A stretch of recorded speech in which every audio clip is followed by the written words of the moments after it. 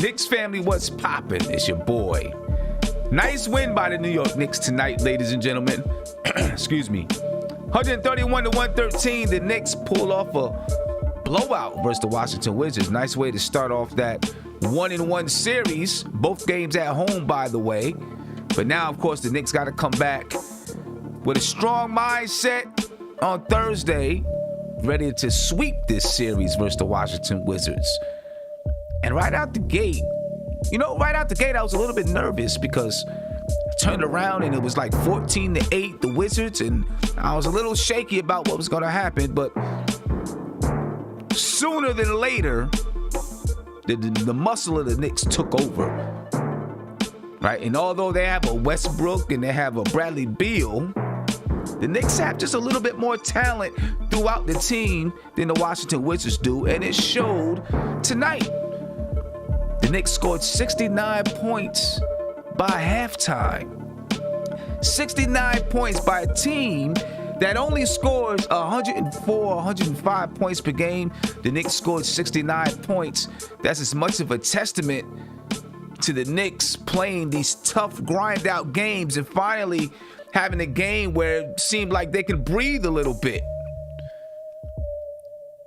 Because the Washington Wizards don't play good defense. So the Knicks were able to capitalize on that tonight and have a good time out there. And of course, Julius Randle had 37 points. So, you get 37 points from Julius Randle and everybody else plays well, you're going to get an output like this, like they got tonight. So big shout out to the team for playing a good basketball game tonight and also playing excellent defense. Because of Tom Thibodeau, of course, he went to some other guys earlier than maybe usual. And so the Washington Wizards started to come back. The Knicks kind of fell asleep at the wheel in the fourth quarter with some of those young guys. They got a little bit relaxed and didn't play the way that Tom Thibodeau wanted them to play. So he snatched them out, pulled them out the game. Had the starters finish the game off. Guess you got to do that sometimes. You would like to see guys like Julius Randle be able to get a rest and a break down the stretch of this game with the Knicks up 20, but Tom Thibodeau didn't feel safe as the Washington Wizards in the fourth quarter cut the game to about 17. He cut the lead to 17. I guess you got to make some substitutions. That's what the Knicks did to make sure that they could secure this win because they knew that they needed it so that they can move back to 500. Bradley Beal, he led the Washington Wizards with 22 points, 4 assists, 4 rebounds. He was followed by Russell Westbrook. He had 14 points, 12 assists, 4 rebounds. Denny Avdia, he had 14 points and 4 rebounds. And then you had Rui Hachimura. He had 11 points and 7 rebounds. And for the New York Knicks, as I said earlier, Julius Randle had 37 points, 2 assists, 6 rebounds. RJ Barrett had 21 points, 5 rebounds, 5 assists. Alec Burks, he had 20 points. Mitchell Robinson had 16 points and 12 rebounds, almost doing the same thing he did before he got injured. Remember, he got injured versus the Washington Wizards. 16 points and 12 rebounds, along with 3 blocks. Emmanuel Quickley had 14 points. 10 points for Reggie Bullock. Alec Burks had 20 points. I think I said that already. The Knicks played a very good game tonight, all-around basketball game. Julius Randle, 7 for 10 from the three-point line tonight. He was on fire. Thought maybe he was going to get 40, but, he couldn't buy that last bucket in the fourth quarter. The Knicks didn't need him to, but he couldn't find it to get 40. That's okay, though. The Knicks with the blowout win over the Washington Wizards to move back to 500.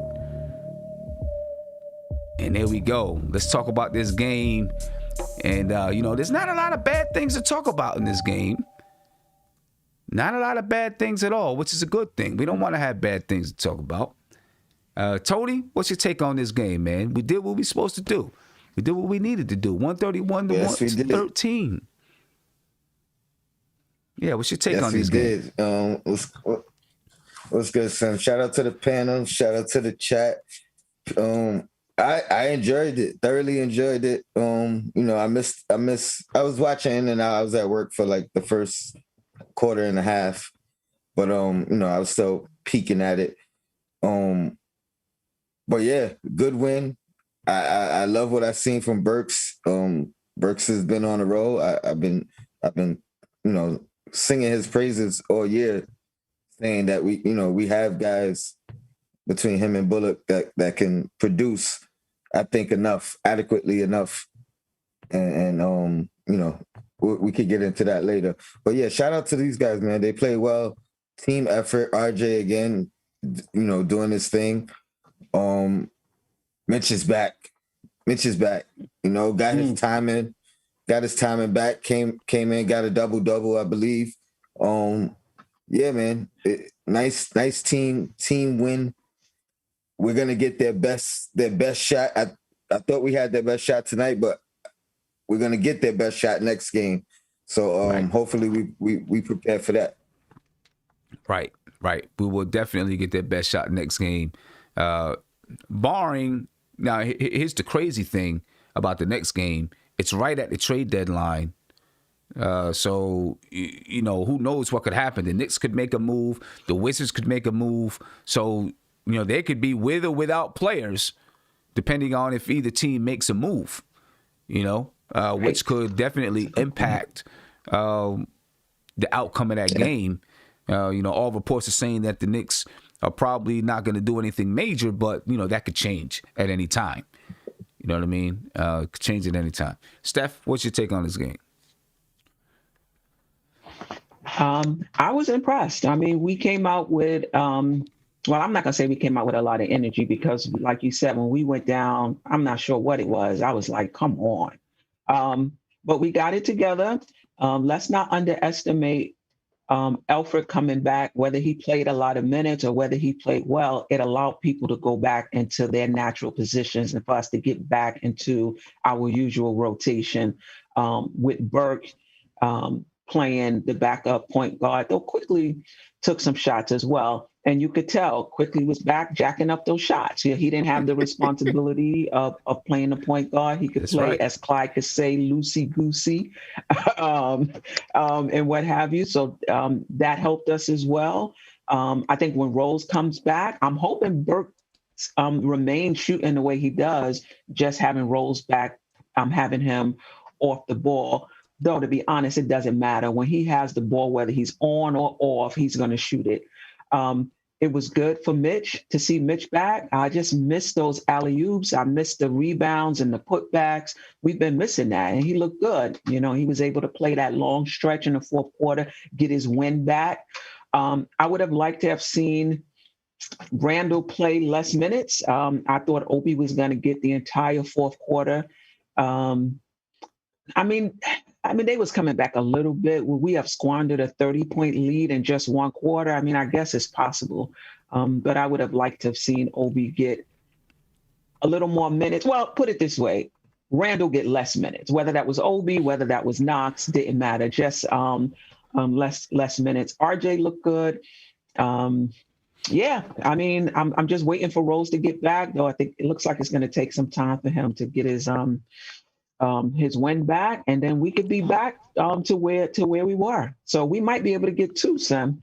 Yeah, we might be able to get that Thursday game too. We might. Looking at this game, you feel more confident that they think that they can get that game 2 on Thursday. I can tell you this. Right. See, I don't want to say this and then Russell Westbrook go crazy, right? But I'm not afraid with him on the floor. I'm not afraid. Right. Normally, we go against Russell Westbrook and I'm petrified, like, oh gosh, this guy's about to go crazy. But I don't feel afraid when I'm out there on the floor. Not that he's not a threat. Of course he's a threat, but I don't feel the same fear that I used to with Russell Westbrook. And I did want to go to, you and Tony were having a conversation before we got on, talking about Obi and is it going to hurt his confidence that Tibbs didn't put him back in even when the Knicks were it was the game was done. And my thought there is right. I think it sends a good message to Obi that it's not about if we're winning or losing. It's about how you're performing. You know what I'm saying? And it's about what you're doing and the effort that you put out there on the floor.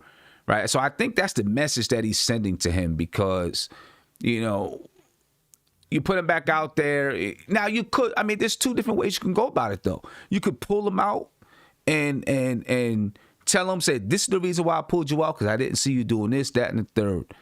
And then you can put him back in and say, now go do it. You have a chance again to prove to me that you can and will do it.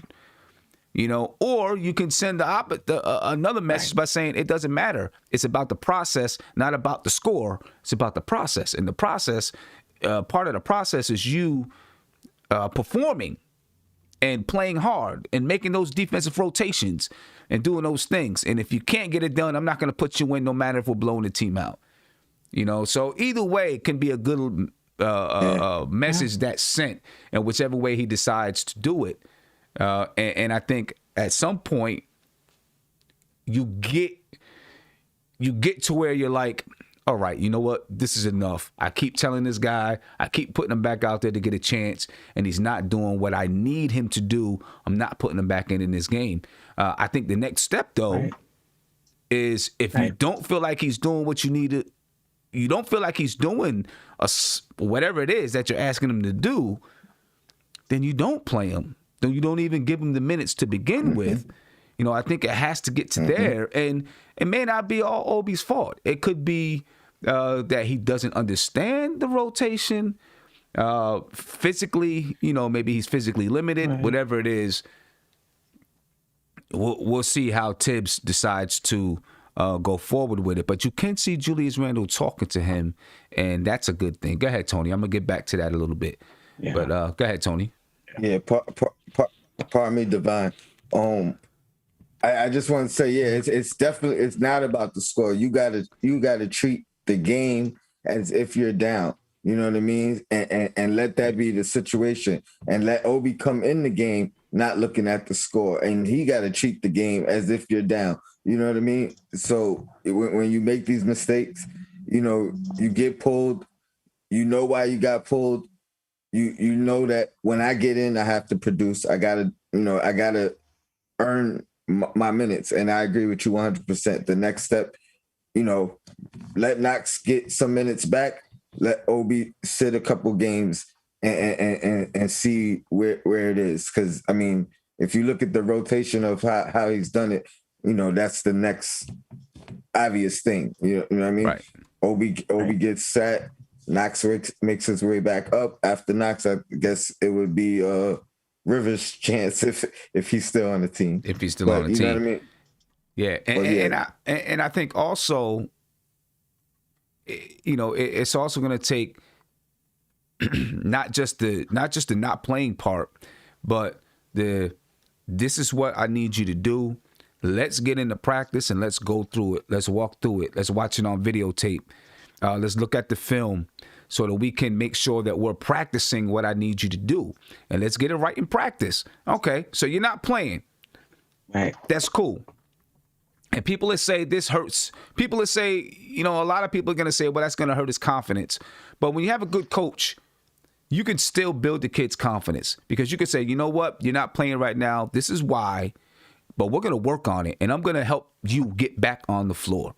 Because I want to see you out there playing. Right. But there's some certain things that I want to make sure you can do first. And that you're doing it satisfactory. And then you can get back out there on the floor. And then, you know, you give that player a little special attention. You stay a couple minutes after practice, whatever it needs to be to work on, you know, if it's a rotation that he's missing, or if it's just not hustling hard, you do some drills with him so that he has to hustle hard and just certain things like that, you know. And so now that player feels confident, you know, and you tell him, okay, you're getting there, and then you give him a chance, you know. But you know, that's life in the NBA. That's how it goes, right. you know, with them. But again, Divine, what's your thoughts on tonight's game? Oh, man, it's all good, man. Salute MBK, Tone Crow, Knicks and Bruisers, Stephanie E, Queen, get the money. Salute to the chat, man. Big salute in the chat to my man, Camilio, Hawk Don, Sharon. They always checking in, man. Whether we here or we down on my show, they always showing support to all the stream. So big up to you guys. Be remiss not to say what's up to you guys. But you know, it's we did what we supposed to have did against a team who don't play good defense. You know, we put the numbers up we supposed to put up. And but all in all, man, you know, the defense was, you know, like in the first quarter, they didn't sink yet, pardon me. But then they got their stuff together, you know what I mean? And then they started really showing what they made of. And just to show you it's a different team when you got more bodies back, you know what I mean? And having, you know, extra bodies and you almost have full strength makes a big difference.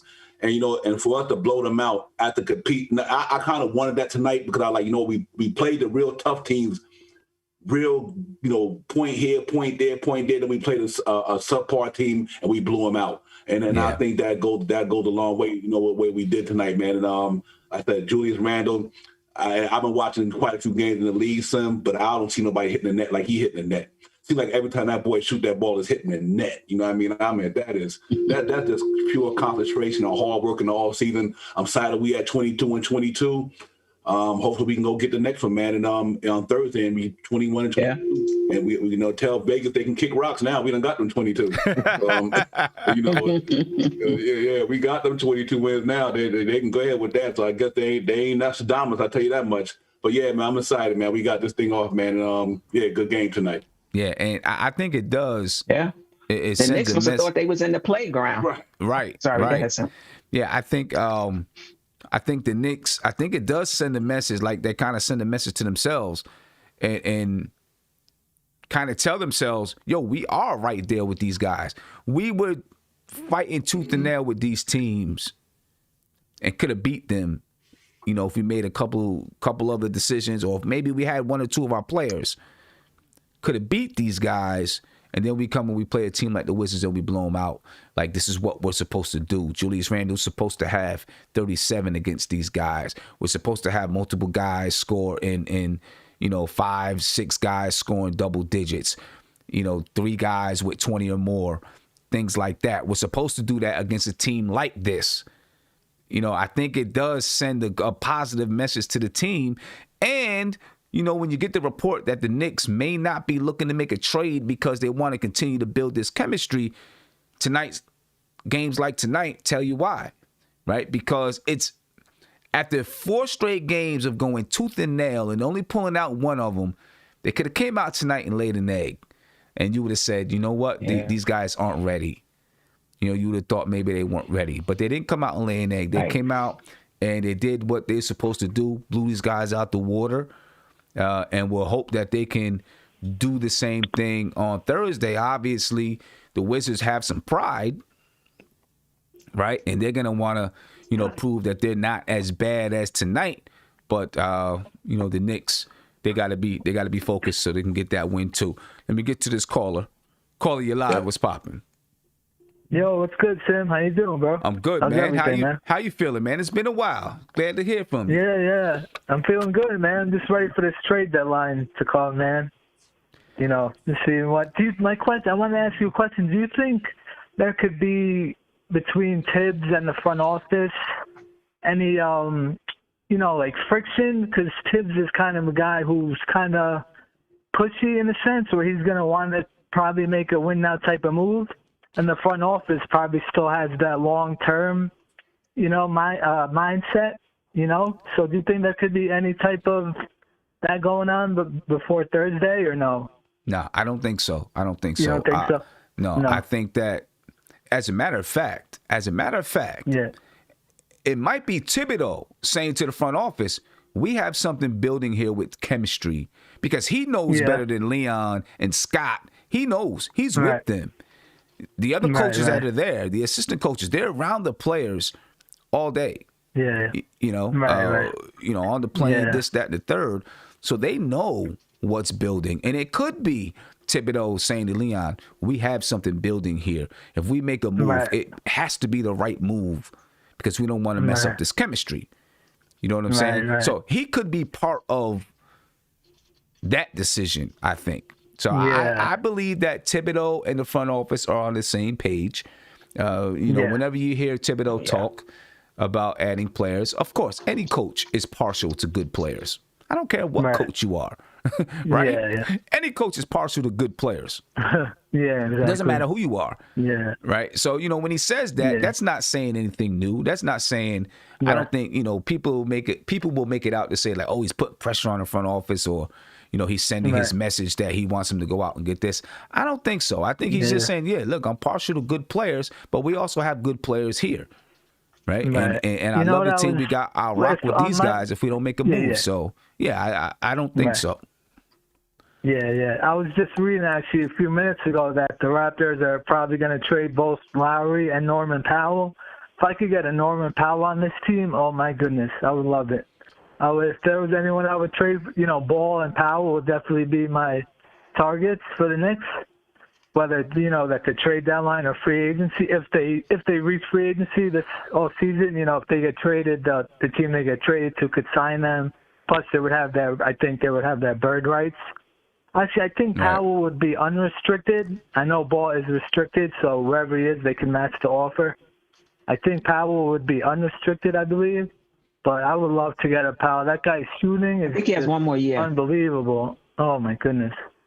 Yeah. I think Powell has one more year on his contract. He'll be an unrestricted free Well, agent. he's going to opt next out. He season. has to opt out. He's Oh, he definitely has going an to opt opt-out. out after the year Okay. he's having, this year.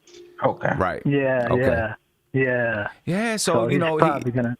So then that would be someone who you might, if you like him, if the Knicks like him, say, hey, we like this guy, we think he'll fit. I would love to get Powell. let's Put him get at him. shooting guard and then probably swing RJ to the 3, where I think he is going to be long term, just in my opinion. I like him as the small forward. I don't know if you agree as well about RJ. But because Powell's a little smaller, a little weak, not as strong. I think he's like 6'3". So I think he would be better suited for the 2, Powell. I know he plays the 3 in Toronto because they have, they're going small because they have Lowry and Van Fleet starting. So, but he's shooting like 50% from the field, like 45% from 3. And it's not just a one-year thing. Like this was coming last year too. He had a really good year, But his shooting would just do wonders for this team, man. It would be huge for us if we got Rose back, and then we could put him at starting point guard. Then you put Powell in there with RJ and Randall and Mitch. I mean, that's something you could really work with right there. Yeah. The scary thing is because right now Reggie Bullock, and Alec Burks are playing very well. They're playing very well they for are us. playing well. On both sides of the basketball, they're playing well for us. And Burks defensively is a little hit or miss. Bullock's definitely way better defensively. Yeah. Overall, though, he's playing well defensively. I'm not saying he's, the best defender in the world, but overall he's playing well defensively. Yeah. And it does make it hard when you got guys playing well, although you may be juicing out every little win. Not every little win, but you may be juicing out every little drop that you can from this team. It does make it hard because you don't know when they're going to kind of like hit gold and go on a 5-6 game winning streak. All of a sudden they go on a 5 or 6 game winning streak. If they would have went on a 5 or 6 game winning streak before we got here, we might even look at this team a little bit differently. 23 and 20.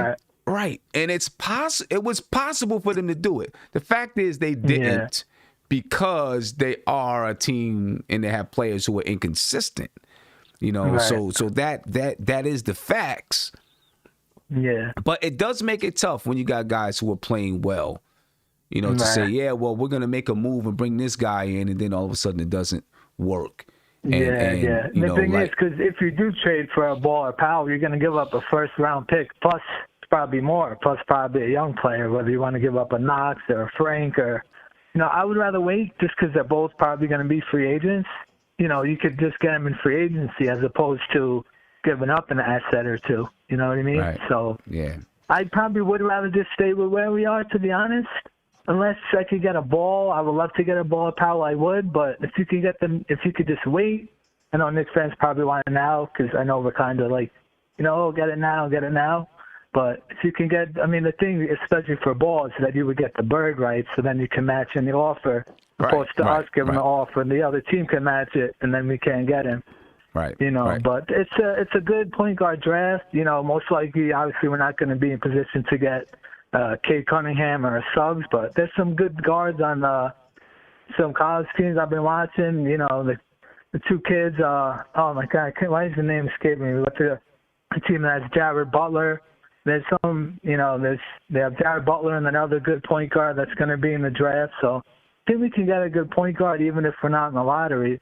And then last thing real quick with Obi, man, I really don't even know where to start with him because, you know, when Knox and Frank came in and they're young, you know, they're 18, 19, and Obi, 23, supposedly the most pro-ready. That was what all the reports were. I'm not going to say I knew everything about his game. But if he was, that's what they were all saying, the most pro-ready. And, how is he ready? He's not, unless it's like an easy dunk. There's no post game. He's very weak in the post.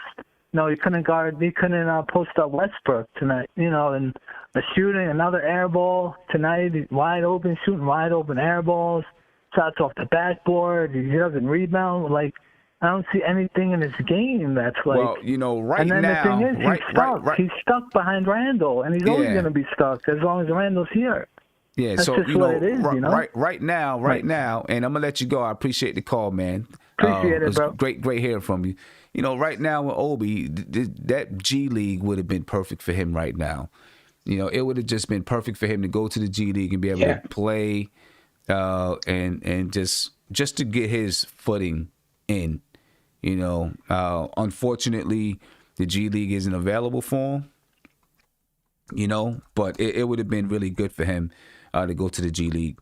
I do want to go back to a comment that Steph made about Elfrid Payton, right? Because, all throughout the game, I was looking on Twitter and I see people, as soon as they said Elfrid Payton was able to play, everybody was, man, oh my gosh, here we go. Why is he playing and this and that? And as soon as he took a layup, already 2 minutes into the game and he already looked off RJ so he can miss a floater and all this stuff, right? And I'm not saying that tonight's blowout is because Elfrid Payton was here. Right? I'm not saying that at all. I'm not saying that Julius Randle's 37 points is because Elfrid Payton was here. Not saying that either. What I am saying is I'm going to parrot what Stephanie said. Elfrid Payton allows Alec Burks to not have to play point guard, to just play shooting guard, takes that responsibility off his plate. It allows Emmanuel Quickley to be the Emmanuel Quickley that you were looking for, that we seen earlier in the season without that responsibility. It's great that he could step up and help handle some of those duties, but it takes a weapon away from us, right? It takes a weapon away. And also, so he helps to put people back in, either him or Derrick Rose, whichever one of those guys would have played today, helps to put those guys back in their natural position. Plus, whether or not he makes it, he is a threat to score at the front of the rim. Like it or not, ladies and gentlemen, he is. He may not make it when you want him to make it. All right? But he is a threat to score at the front of the rim, which causes the defense to have to suck in. All right? And when it causes the defense to have to suck in, it does help to spread the floor. Everyone complains that he doesn't help spread the floor. He doesn't help spread the floor the way that you want him to help spread the floor, but he does help spread the floor because he is our best guard at attacking the front of the rim. All right, and even when he doesn't pass the ball out, it still does cause the floor to be sunk in, because when he does pass it so it can be swung, it makes the floor, it shrinks the floor a little bit, because he can penetrate to the basket. Yep. Okay? So, I mean, it's just, and that's just how basketball is. It doesn't always have to be, he didn't come out and get 10 dimes, or, he didn't call every single play on the floor. It doesn't have to be that. All it is his presence helps the team. That's it, because of certain things that he does. Right. You know what I mean? And when Derrick Rose comes back, it's going to help even more. The presence, Derrick Rose's presence is going to help even more, because then down the stretch of games where we really needed the floor general, which Elfrid Payton is not, Derrick Rose can be that floor general or more of that floor general. So, the pieces that we have help.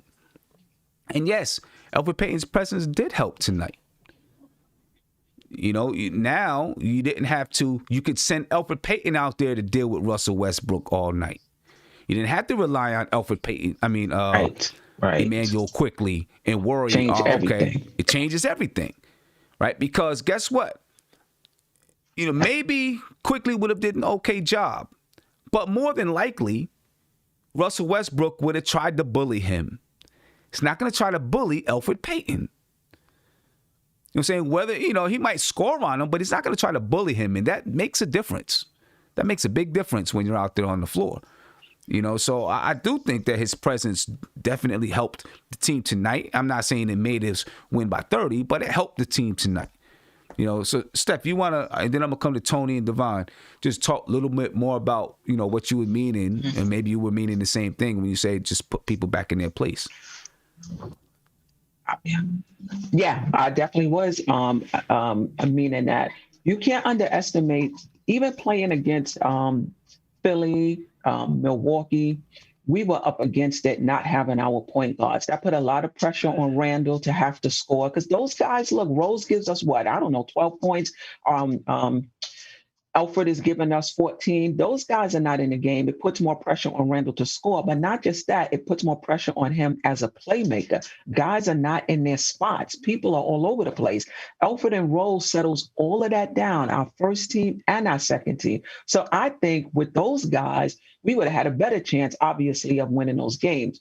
And in this game today, Sim, Russell Westbrook might have got off early. If he gets off early, now he's hitting those shots that he's missing that he was missing in this game. Now he's more efficient. Now maybe we don't blow them out. And again, I'm not saying this was all Elfrid, but what I'm saying is him being back puts everybody back in their place. Look how Quick was playing today. He looked like his old self. The games prior to that, he had a lot of responsibility. Playing in the first team with R.J. Randall, he can't get those shots. Right. So, yeah, I'm saying the same thing you're saying. It puts everybody back in their spots. And when Rose comes back, settle down that second team even more. And we're going to need that, because after we play the Wizards, I think we got Milwaukee and Miami. Those are going to be tough games for us. Yep. And I see someone say Elfrid Payton got benched 4 minutes into the game. He had 2 fouls. Yes, he got benched because he got 2 fouls. So he went to the bench. Just like when Emmanuel Quickly got his 3rd foul, he went to the bench. Because Tom Thibodeau wanted to preserve those players just in case the game was tight. Go ahead, Tony. Oh, man, I think these guys watch basketball different, man. I don't know. Right. I don't know. I'm sorry. What was the question? We talking about? Just Elfrid Payton's impact. Well, I kind of missed. I didn't see him much on the floor. I don't know why. I did notice he was back, but I agree with you guys, man. I've been one of the people that gave him his props for what he's done this year, and a lot of people don't want to hear it. Don't care to give him credit. I've said it numerous times. He's won us at least 2 games this year. That if he wasn't the guy on, producing, we would not have won. So, give him his credit. Puts everybody back in position. We need to be at full strength anyway. So, we need everybody back. And yeah, I agree with you guys. Yeah, and no one's saying that he's a perfect player. And I see someone else say something about, I don't know what the obsession is with this guy or anything like that. It's not about an obsession with any player. He's our best point guard, Sam. Him and Rose. I mean, come on. Yeah, I mean, sorry, Sam. Sorry. No. I mean, you're right. I just, people say, people look and say. They say that people who like Elfrid Payton have an obsession with him. I say it's opposite. Those who don't like Elfrid Payton have the obsession with him. All right? Those who want him gone or want him on the bench or roll their eyes whenever he gets in the game or make a comment on every little mistake, those are the people, in my opinion, who are obsessed with Elfrid Payton. obviously Tom Thibodeau isn't. Divine, anything you want to add to that fact or to that real matter? Quick, man. Everybody said, like a lot of our fans, even the guys in the chat, y'all said we a defense team. Well, tonight, Elfrid Payton set the tone. He set the tone tonight. You know what I mean? They do got to stop that. Because you know what? Elfrid Payton, one thing about him also, the guy got heart. Him and Richard Robinson, they got that attitude. Now Julius Randle's starting to get that attitude. Like, you know what? Forget all that. You know what I mean? And I love that because I noticed a couple of times, like when Westbrook go to the floor, Elfrid Payton don't pick him up off the floor. Elfrid Payton walk away. He's like, nah, man, you ain't on our team. You know what I mean? And I know he do that a lot. He's not cuddling to the opponent. Listen, man, we battling y'all. I ain't trying to pick you up off the floor. That attitude, man, I think that's important because that's what New York basketball is. It's about attitude. And Elfrid Payton got that. And another thing is the way he get to that paint, man. Him, RJ, and Julius Randle, they got that bully ball type getting to that whole thing, man. I'm noticing that now, and I'm really loving that, man. So all that Elfrid Payton hate, if it wasn't for Elfrid Payton tonight, Knicks might not have had that good defense game because he set that tone and then knows well, followed up, and kudos to RJ. But Elfrid Payton, I love that team. I just love the way they playing. If we make a move, one move, if not, I wouldn't be surprised a lot of that team come back next year because this is just the commodity that they got there in the chemistry. So I think Elfrid Payton got a lot to do with that, whether he come back or not. But tonight, he was the catalyst behind that defense effort tonight, man, to be honest with you. Hey, Tony? Yeah. Hey, go ahead, Tony. You just made me think of my favorite Elfrid Payton Nick moment. When he put that foul on, I think it was Jay Crowder. That's right. Trying to shoot that three to run up the score at the end. Exactly. After that, he gave my respect, man. Mm-hmm. You know what I mean? Yeah. That's what I had to say about Elfrid. Yeah, I mean, hey, listen, 131 to 113, Knicks fans going to find something that they're not happy about. You can almost guarantee that. They're going to find something that they're not happy about. But let me ask you this. Why I'm not happy? Let me ask you this. And see, here you go. That's the reason why you get on mute, because I'm trying to talk, and then you come in with whatever you're talking about. How do the Knicks... Okay, you're playing the same team twice. Obviously, the Wizards are going to make some changes, and they're going to try to make some adjustments. How do the Knicks approach the game on Thursday now? So let me whoever person on the phone, I got somebody on the phone. Can you turn that down in the back? Because you'll be able to hear everything that we're getting ready to say. If you could turn that down, please. Got you. Thank you. So how do we address this upcoming game? Because what adjustments do we make? I mean, our mindset is going to be, we come out and do the same thing we did last time, we should win. But this is going to be to make some adjustments. What do we do? Steph, I'll start with you. Well, first of all, I mean, I think the team knows that, but the coaching staff has to definitely instill that in them. Just because we blew them out this time, they're going to be ready. It's going to be a different type of game, and you need to come in with that mindset. We start in fresh. I'm not sure if we need to. I mean, obviously, we still need to start either. If Elfrid is back, he's going to start over Payton. But, I mean, he's going to start over Frank. But we definitely have to keep IQ out of the starting lineup going up against Westbrook or Beal. So we have to continue with that. I don't think we need to do anything extra. I think we just need to play good defense like we've been playing, and we need to make shots. I don't think we need to double team. I don't think we need to do anything crazy. I think it starts with our mindset and not relaxing because we blew these guys out. Right. Okay. Well, right. We right. doubled tonight. We doubled tonight. I think we should continue that.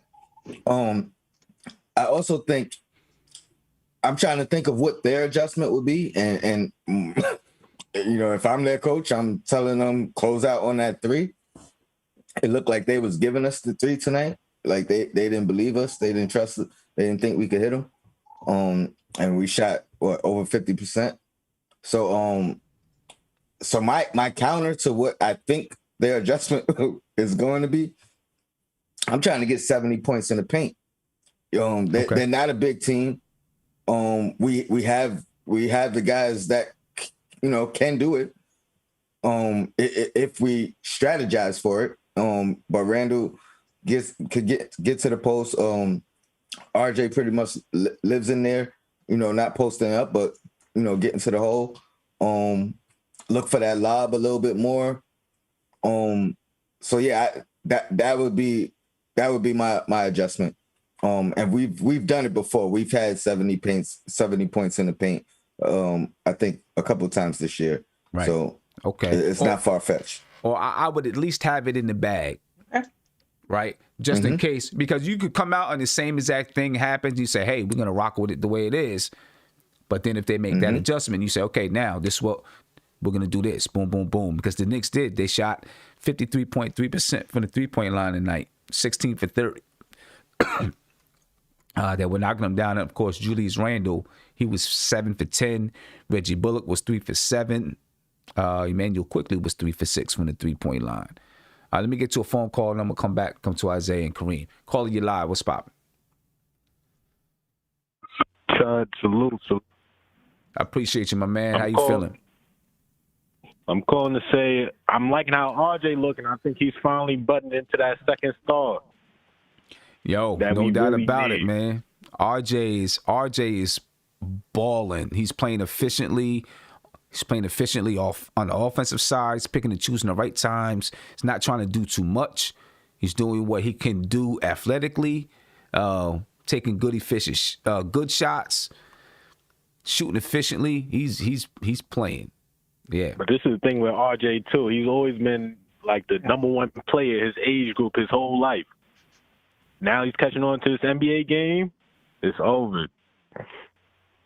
Yo, I agree with you, man. I agree with you. He's looking like a future All-Star. Yeah, I remember he was the number one over Zion on Duke. That got to be something. Right. Of course, things change, so that's why Zion became number one. But out of high school, he was that guy, right? He was that number one guy coming out of high school. What do you think? What do you think is his potential this season? Where do you think he goes this season? We're just looking at now to the playoffs. What do you think he takes it?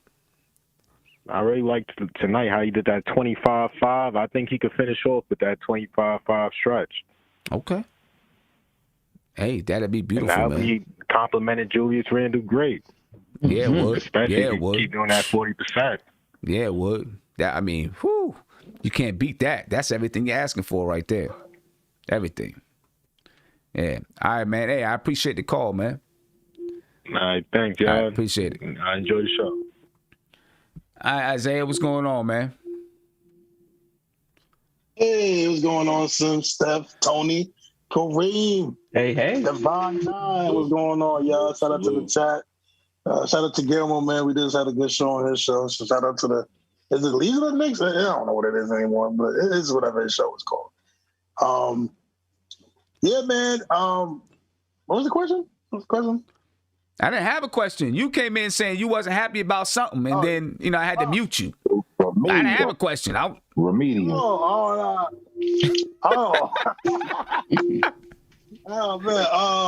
man. No, man. It was a good win. Only thing I can literally say about this game that I didn't like was just like RJ and Randall playing too many minutes. I wish they would have got a little breather, but I understood what happened. Again, I don't really want to get into it because we talk about Obi literally every game, but he just has to step up, man, because he's just killing Randall and those guys not getting minutes, man. Every time he's on the floor, man, I feel like they always go on a run when Obi's on the floor, so it forces Thibs to put back Julius so we don't give up the lead. Because even tonight, I'm watching the game with Guillermo and them, I'm feeling uneasy because Obi's in the game and all them guys, and literally, and Guillermo made a good point. It's not even about scoring; it's about controlling the tempo of the game. Right. And we weren't, and they weren't doing that. The committing fouls. We were in the bonus. They were in the bonus with about 7 minutes, and that causes a whole ripple effect of now when you put Randall and RJ back in the game, they can't play aggressive defense because if they do, they get called the ticky-tack fouls and they get to shave all points while the clock's stopping. And, it's just a lot, man. And it's just unfortunate because I really like the kid Obi, man. I think he's a really good kid. But it's just tough right now when you're trying to make a playoff push and he's not giving you anything. And it's just tough, man. That's the only thing I want to say. And, as far as adjustments for the game, I think Thursday we should definitely, again, let Westbrook shoot. Let him shoot, sag off him, close the passing lanes. To me, this is one of the games where I say we should pack the paint. Let them dudes shoot. Make sure we get the rebound. Robin Lopez had a little decent game today. Just like I said, pack the paint. Make sure the passing lane is good. Let Randall. Let Westbrook and Bradley Beal shoot. Just don't let them get into the paint and everything. I think we can be fine, man. I think we can. I don't know about letting them shoot. I mean, maybe Westbrook. What? I'm not letting Beal shoot. I'm not letting Garrison shoot. I'm not letting Rui Hachimura shoot. I'm not just going to let them shoot because they can knock it down. I'm not letting Abdius shoot. NATO. The only one that you can really say we're just going to let him shoot because he's not an accurate, he doesn't shoot from the perimeter is Russell Westbrook. These other guys can shoot the basketball. They shot 39% from three tonight. But they were shooting bad in the beginning, though. They shot like 16% in the first half. Yeah, they got a lot better because of the ball. I mean, they got a lot better, but these guys can make the shot. The only one that you could say, okay, I'm going to sag off is Russell Westbrook, but you're not going to do that in mid-range because he can knock down the mid-range. You know what I'm saying? But you definitely let Westbrook shoot. But I think hopefully, man, the Knicks do make some adjustments so they're not predictable and everything. So that we can pull this one off, and hopefully, if God willing, if we do blow them out, we can give Rando and RJ some time in the fourth, because these next two games, man, it's gonna be killers, man. RJ Barrett played 39 minutes tonight. Julius Randle played 37 minutes. So look, I'm gonna tell you what, it might as well be something that we just put out of our mind, because he's going to play these guys 37, 39 minutes. And other stars around the league are playing the same type of minutes, man. Now, of course, they might get some other rest days where Julius Randle and RJ Barrett, they've not gotten rest days. These other guys may get some time off, but it's not going to happen with Tom Thibodeau, man. I'll tell you what. Right. I can almost say this. The Knicks would have been up by 25. And at 6 minutes, I think he still would have brought those guys back. You know what I'm saying? I think he still would have brought them back. And then at 2 minutes, would have probably, said, okay, we're up by 25 now. Now I can let these guys go. I mean, that's just, that's how Thibodeau rolls, man. That's how he rolls. And Sim, and two more things, Sim. Two more things. One, we have almost 330 people and we only have 115 likes. Can we get those likes up, people, please? Run them up. Just for my big brother and just for me, man. He does a lot. And he only has 100. There's 300 people, 330 people in. Don't act stingy, y'all. Just like the video. That's all you got to do, like the video. And then second thing is, man, I'm so proud of RJ, son. So proud of this kid. I was really smiling today, man, especially in that first quarter when he got all them assists. He should have got 10 today. I was mad. They took the ball out of his hand and didn't let him be a playmaker, but it was okay. But I'm proud of the kid, man. I mean, everybody was killing him in the beginning of this season, man. And, people were talking bench and G League and all this other stuff. But this kid, he's going to be special, man. And I like how people always like to put Ja and Zion in their own little category, but I'm saying it, man. He's in that category with them. Oh, no doubt. And the funny thing is, there's only 1 out of 3 of them that's really pushing for the playoffs, and I'm gonna let y'all guess who that is. Isaiah, wasn't you the one killing him? No. Tony. No, you can look back at all these. Sim, You can look back at all these videos. Isaiah cap on words. You got, I know, right? He'll just start repeating himself. Hold on. It was 10:37 when he started talking. It's like a little thing now. Wait, hold on. Kareem. My bad, bro. But Tony, come on now, Tony. You know I wasn't the one. Tony pulled his car. Tony know I'm not the one. He know the one who was talking about RJ going to the bench. He know who it is. We're not gonna say his name. We don't gotta say his name. I would like to see from RJ. He goes left a lot. And next year, I definitely would like to see him be, even if he's not as effective going to the right, just to be a little less effective going to the right. Because once he gets to the point, he already can finish with both hands, and he gets to the point where he can go left and go right and be pretty much equally as effective. That's going to be a bad man, because he can already, you could tell he's going to be able to shoot. I'm scoring all three levels, take it to the rack, the mid-range, the three-point. He get a game like that, what you gonna do with him? You know, if he's consistent. Right. You know what's so crazy about RJ, man? Y'all ever seen his legs? This dude has bodybuilder legs. He has a very strong base. That's good. And that's good. He's like that. RJ's a bulldozer, man. Yeah, that's good because you know that means that's going to be less injuries, right? You got strong legs, those type of legs going to be less injuries when you got a strong lower body. Let me get to this caller and I'm gonna come back to Kareem. Caller, you live. What's poppin'? Hey, how you doing, fellas? Salute to the chat. This is Roberto Colon. I'm over here down in Charlotte, North Carolina. There's a lot of New York Knicks fans down here. Yeah. I know we get a lot of people call in or even, join in, call in wherever, from just North Carolina itself. Yeah, I've been a long-time listener, and I watch you guys all the time, and I really enjoy you guys. What I wanted to touch on, what you guys call her, Auntie Steph? She said something that just makes so much sense. Chemistry is everything.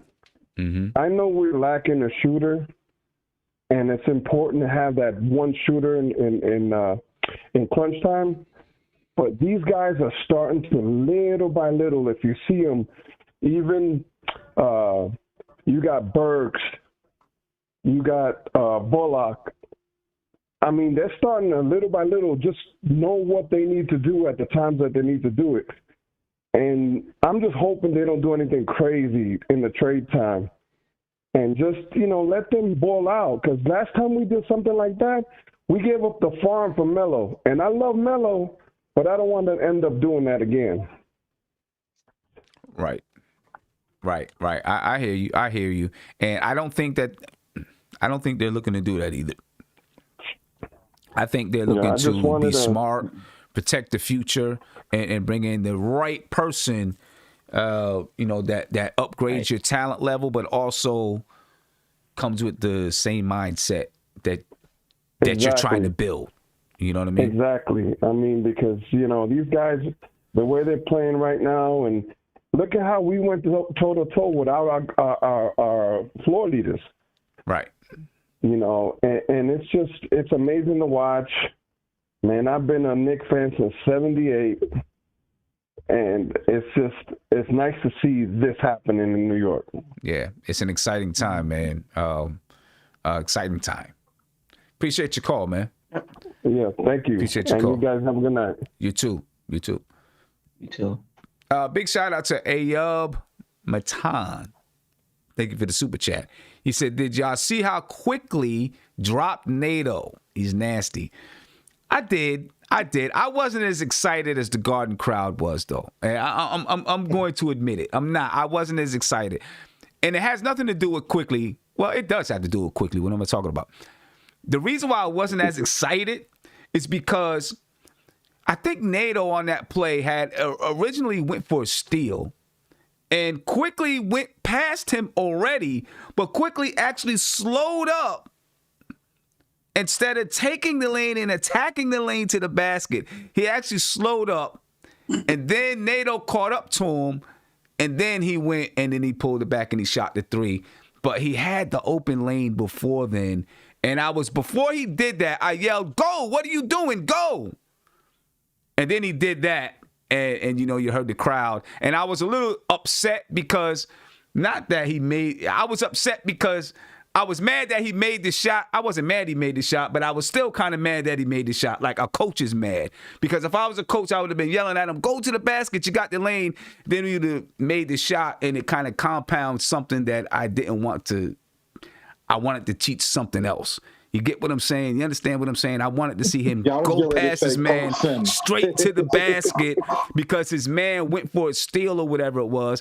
I wanted to see him go straight to the basket because he had the lane. Instead, he slowed up. I don't know if he was looking for the foul, whatever it was, and then decided to make the move. But, I was happy that he made the three. I don't care you made the shot. Go to basically, it was something like that. Like, I don't care you made the shot. Go to the bench. I don't care you made the shot. How come you didn't do that? Because it was open, it was right there, and you kind of held it up. But I was still happy. I was happy and unhappy that he made it.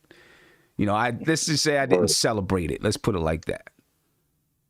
Ishmael Rivas. I had looked. My bad. Yeah, Ishmael Rivas, thank you for the super chat. He said, if you could get Powell for Obi and Noel or Knox, would you do the trade? Yes. I guess so. You know what I'm saying? We have to see how, you say for Obi and Noel or Knox. The thing is, then where does Powell play? Because now you got a rotation issue with all the guys that you got in there. If you're moving an Obi and a Noel or Obi and a Knox, you still got Burks and Reggie Bullock, and you still got all of those guys, and he's playing those same position. So now you really causing a glut. If you're going to trade for someone like a Powell, then that means you got to trade. You got to move a piece a rotational piece, right? Yeah. And I'm not talking about a center in Noel, so I'm talking about another guard so that you don't have this glut, so that, I'm not saying I wouldn't make a move for Powell. I'm just saying those pieces, I don't know, because I don't think it moves someone out of the rotation that he would be replacing. Now you got to still find minutes for all these guys, or somebody goes to the bench that doesn't deserve to go to the bench. Will H. Official, he said, Elf is our underdog. He's a New Yorker. Leave him be. I agree with you. Leave him be. Leave him be. Leave him be. Let the guy. Nobody is saying he's great. Nobody is saying he's great. Well, next season, Isaiah, you the Elfrid Payton of the chat, right? I hate that Elfrid Payton. I'm the Julie. You definitely Payton of the panel, man. You're not Julius Randle. You like 0 for 40 from the field, bro. Nah, he's the Julius Randle that bro. broke his leg. Go ahead, Kareem. Word. All right. Who was that? Sim, this was it was a great game, and it was so crazy because the game was so fast. Like, I was sitting here, and you know how you just, you're doing other things, and I would just catch plays. Like, I caught the quickly thing, and that's why I was confused. I seen Nato, look like Nato was running out of the arena. I was like, what happened there? And I seen the step back, and he made it. But I did have one point, I wanted to make in regards to, players and player development. I feel like, us not having training camp and, the abrupt start to the season, it hurt. It was a hindrance to everyone's game. But I feel like Randall and Barrett, they, are coming along and they're getting to their spots, getting the shots they want to get. And I feel like it's really hurt Obi. Like, Obi suffered the most. Yeah. So, especially when you were that athletic type of player where it's not, and I always say I don't like athletic players that lack skill. I like, both, a mixture of both. Right. Somebody else say something? No. Go ahead. That was a video. Oh, okay. Yeah, That was post game. So, that was the post game show. Go ahead. Yeah. Yeah. So, like I and that's why I feel like, a lot of these athletic players, they'll stay in the league for years and they won't add skill. And then when they lose the athleticism, they really don't have anything, So I feel like, it's unfair to make an assessment on Obi now, because I believe that he's going to do a lot in the off season and he's going to be better next year. So I'm optimistic about, what's happened. I think RJ is going to be an all-star next year. I really think so. Yeah. Hey, if he can take what he's doing now and boil, roll it over to next year, and the Knicks take another leap, especially if they take another leap and they don't add a significant star player, but they take another leap and he continues to put up those numbers. Yeah, he'll be right there. He'll be right there. And I believe I agree with you, Sim. Real quick, I believe our top priority next year, and I think it's going to be highly requested by Tibbs, a point guard, a starting caliber point guard. Yeah, and we're gonna get into some, we're gonna go back and get into some trade rumor talk in a minute. Big shout out to Will H. Official. He said Isaiah is in his feelings because Elf is doing his thing. Hey man, y'all listen. We ain't about to make this a whole show. Everybody know how I feel about Payton. God bless y'all. I'm just reading what the super chat demands that I read. That's all. Well, let me tell you something. Will H, you should have took your $2 back because that was a waste. Mad petty. Super petty. It took your $2 back, man. And then Joshua O'Cran, thank you for the super chat. He said salute to the NBK fam. He said hit the like button. Bright days ahead for this team. He said Fisdale is in Spain without something. I don't know. Without the S. Without the S. Okay. He's in Spain without the S. Pain. Okay. I got you. I was a little bit slow on that one. You know the funny thing is, anytime you watch The Jump, right? And if you guys watch The Jump and they have Fizdle on it, they'll never bring up the Knicks anytime he's on. Anytime he does a segment on the show. They barely bring up the Knicks. Yeah. Nah, they ain't. That's a sore spot.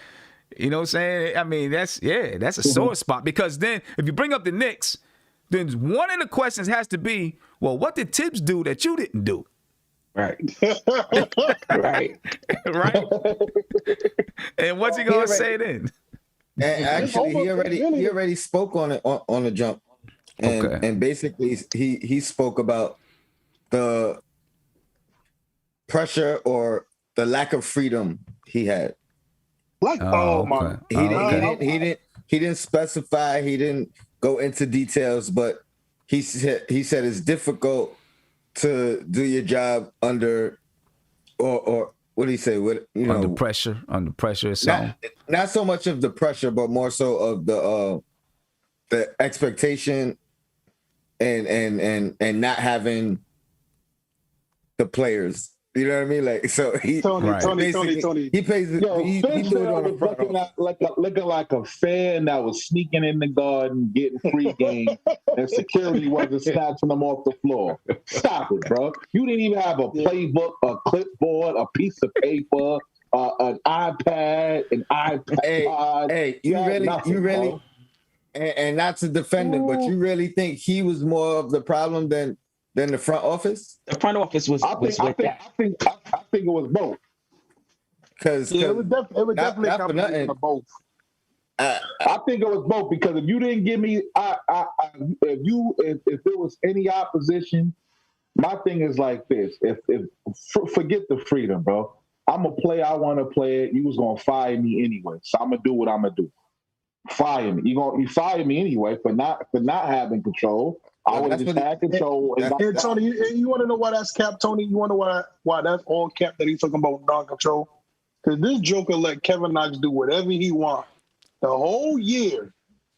And I ain't hearing that one. I think some of it too. He was talking about the expectation. They can't. Before the season, they talked about playoff team, this, and that. Fizdale never came out and said that. He may have spoke on it after the fact, and of course you got to agree with it. You know what I mean? But that wasn't him. So it may have been Steve Mills. Steve Mills. Steve Mills.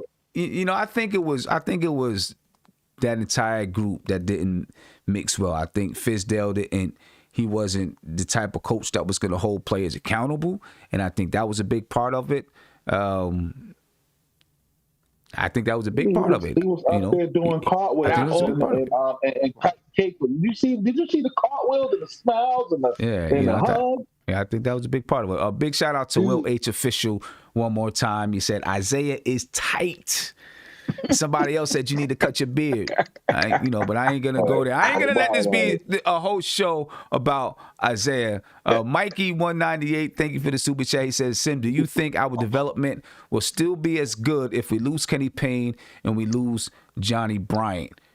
Those are really good questions because, you know, when you do the job that this coaching staff has done with this team, people start saying, all right, we're going to pick these guys off. We're going to pick these guys off. Do you think we're going to lose Kenny Payne and Johnny Bryant going into next season? And if so, how much does it impact our team? I'll start with you, Tony, then I'll go around. Do I think we'll lose them? I don't think so. I don't think so. At least not this year, not next year, maybe the following year. I think that they come back for at least one more year. But if we did, I think number one, we'll have them for a full year. You know, God willing, we'll have them for a playoff run. I think their work will have been done. I think at that point, it's going to be about, you know, the players continuing to implement what they've learned. With Kenny Payne in particular, you know, the Kentucky guys are still going to be able to reach out to him anyway. Not saying the other guys wouldn't, but they already going to have that connection to be able to call him if need be. And I wouldn't be surprised if, you know, if he's watching and he sees something, he'd probably make a call himself. You know, hey, Julius, you know, what are you doing? What are you doing? Why you? Yeah. So I think the blueprint has gonna been laid already. So even if we lose them, I think it's all about implementing what you've learned in this year. Right.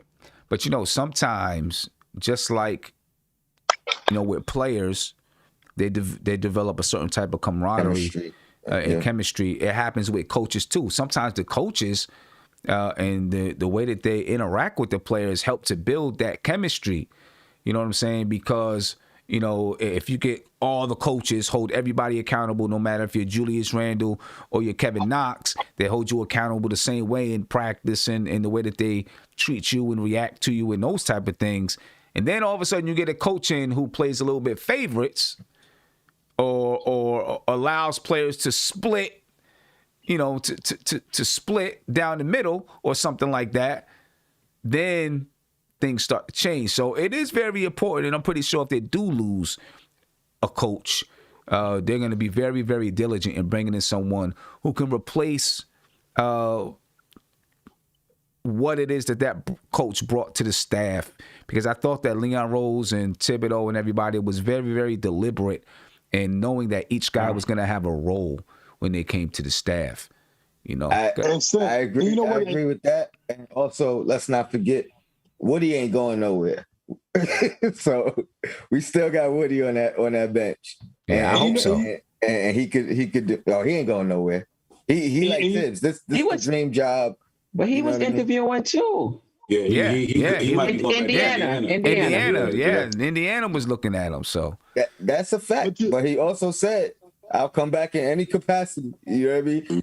Right. And you don't say that while you're interviewing for the head coach position. Say, hey, yeah, I'm looking for head coach, but if you need me somewhere down the bench, you know what I mean? I'll do that too. Yeah. So. But you know what, too, Sim? You know, I always thought about Kenny Payne, though. I always thought Kenny Payne wouldn't be here long term. I thought, you know, I felt like because it took a lot of money. Yeah, I agree, Isaiah. I agree. And I always thought that this is the sense that I got, that this was always a plan for him to be a head coach, either in the NBA or maybe at the collegiate level. He just wanted to probably get his feet wet under the NBA. But I always felt like he wasn't going to be. Me personally, I thought he was going to be here maybe 2 years max, or 1 year. If he's going this year, I mean, I wouldn't be surprised. So I think Woody's going to stay here because Woody's just like the grandpa, and I think we all need grandpa there. I don't want Brian to go. I really don't, because it gets me a little nervous because I don't know if they're going to start pushing. I don't know if Thib's going to start pushing more for his guys. You know, and I'm not saying Thib guys are bad, but I don't know. I like these guys. Yeah, but you know what though? But see, I'm just not in full agreement that Thibodeau didn't have a say on the guys that they brought in. I'm just not in full agreement on that. I believe that Thibodeau and Leon Rose, Worldwide West, all of those guys, they sat down and had a discussion and talked about guys that they liked. Tom Thibodeau being able to say, I like this guy, I like that guy, and Leon Rose and them saying, I like this guy, I like that guy, and everybody talking about these coaches, and then they all came to a consensus on the guys to bring in. That's just, from everything that I've seen with Leon Rose, it just hasn't been that way to me, that he's been like, this is my way or the highway. I want this guy, and this is who I'm getting. You know, I just don't see it being that way. Tom Thibodeau did an interview a couple weeks ago where he said Leon Rose and Scott Perry, he said the way Leon Rose has things set up, everybody gets some input. Everybody sits down and talks about the decisions. There's some agreements, there's some disagreements, and then we all go out to dinner afterwards. You know what I'm saying? So I just don't think it's that way. I just don't think it's that way. I think that you know, they all sit down and they come to a decision together on which guys, you know, players, and I think the assistant coaching staff as well, developmental staff, which guys to bring in, which guys not to bring in. You know what I mean? So I don't think it's you know, it's got, you know, it's Tibbs guys and Leon's guys. I think it's all their guys. You know, but I do feel, Steph, I wanted to hear from you. Do you think it's going to hurt if we lose a Johnny Bryant, Kenny Payne? It hurts the development of our young guys, because that's part of the reason why, especially Kenny Payne, was brought in. Maybe not so much for this year, because I think, not that you still can't develop, but I think at this point, whatever other development our young players are going to get, they're going to get in the off season, building off this experience. But yeah, going forward, it can. But listen, there are other developmental guys. It seems to me that the Knicks are committed to development organizationally, and they're going to search out who's the next best guys to bring in. So it could, but I'm confident that the Knicks are going to find, you know, coaches that are just as good to bring in to replace them. So I think overall we're going to be okay. Yeah. Okay. What do you think, Devon? Yeah, I mean, and you know, it's pros and cons to it, man. I think in just being comfortable with, I think it makes a big difference, because I mean, like I said, them guys is like they like their uncles and fathers when they not home. You know what I mean? They got a good rapport with them. They can lean on them guys about things that they can't lean on other people about. You know, basically. So I think, you know, and like what Kenny Payne and, you know, the Kenny Payne dudes, man, they got a certain type of routine that they go through every day with they shooting drills and stuff like that. So I might affect it in that way. But at the same time, it's a business, you know what I mean? And I think just like coaching, it's the next man up. You know what I mean? You know, just like players, that you know, it's next man up. You know, whatever coach come in there, you know, they got to bring him in there to do his job. And I think, you know, it's so much of a business now. Even the players understand that. You know, if I don't know a certain thing by now, I mean, you know, for not younger play, but people like Julius Randle and the older guys, I think they'd be fine. It might affect some of the younger guys in a certain way, because you lean on them guys for a lot of information, man. And but I think you bring in another coach, you just had to get adapt to his ways. As long as it's a Knicks brand of basketball, I think that's all that matters. But it will affect them personally, because, like I said, some of them got real good relationships with a lot of them guys. Yeah. And And it's tough, especially a young guy coming in. You know, they're not used to all this, you know, trades and guys being moved and fired and all that kind of stuff. You look like someone like Emmanuel Quickly, who was a junior coming out of college. Same coaching staff for 3 years, right? Right. This is something new to you now.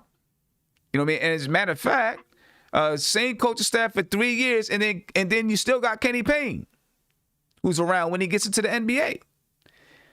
You know what I'm saying? So now, all of a sudden, you know, he goes here, he goes there. For someone like Emmanuel Quickly, who's a young guy not used to that, he's used to building and developing these relationships. And it's like, oh, man, I don't have this guy around for the first time in 4 years. I don't have Kenny Payne there next to me. You know what I'm saying? I think it means something to those young guys. I think it means something to those guys. You know, people like Julius Randle. You're right, Devon. It probably won't impact him as much. Derrick Rose, maybe not even RJ. He's been, you know, he's not a vet, but you know, he was at Duke for a year. You know, so it's a little bit different for guys like that. So we will see what happens there. I hate to lose the coaching staff because I'd like to continue just letting what they have develop, because just as a coach, and you got the same coaching staff around for a while with these players, you start to know the ins and outs of those players. You know their weaknesses, you know their strengths, you start to know what makes them tick, right? Not just the head coach, but also the assistant coaches. You know what makes them tick. You know what makes them play well. You know what makes them, you know, if something happens in a game, might set this guy off, or this guy missed a couple shots, he might have his head dragging. You know what you got to say to him. You know, you start to learn these things when you have the same coaching staff around for a little while. So I think it would be a shame for them to lose any of the coaches and not bring them back. But of course, it's the NBA, and it happens that way. Yeah. You know, happens that way. And like you said, Sam, I think for the older guys, it's not gonna affect them. And I'll be honest with you, I think this team is transparent with each other, and I do believe that. You know, I do believe that they knew that Kenny Payne wasn't going to be here forever. Yeah, I really do. I really think that, like I said before, I really do believe that the Knicks was just a stopgate for him to, you know, like I said, get his feet under the NBA. But I think he was sitting here to develop Randall too, to help Randall work on his game. Yeah, I think it was definitely help those guys out, because at the end of the day, right, I'm gonna definitely be happy for him. You know, he's a black man. He deserves to be a head coach. He's been having his he's been a coach for I don't know how long, probably over 20 years. And I mean, for everything that you hear from every Kentucky player, he's the guy. Like he's the guy. He's Unc. Like I forgot who said it, but one of the Kentucky players, like, no, that's Unc. That's my uncle. You know what I'm saying? So I'm gonna be extremely happy for Kenny Payne whenever he gets a coaching job. It's gonna be sad because I do believe that a lot of these young guys could definitely use them. But again, if Kenny Payne can leave a lasting impact, and, you know, especially to these guys that are going to be with the Knicks, then we're not really going to be losing them, you know, because his principles and his philosophies are going to be there. Yeah. So again, I think we'll be fine. Yeah, I mean, I think we'll be fine, but, you know, I just like to see the coaching staff, everybody kind of grow together. But like King Angie just said in the chat, he thinks Kenny Payne is gone. He said DePaul's been after him for a couple of months. It could be. Mm-hmm.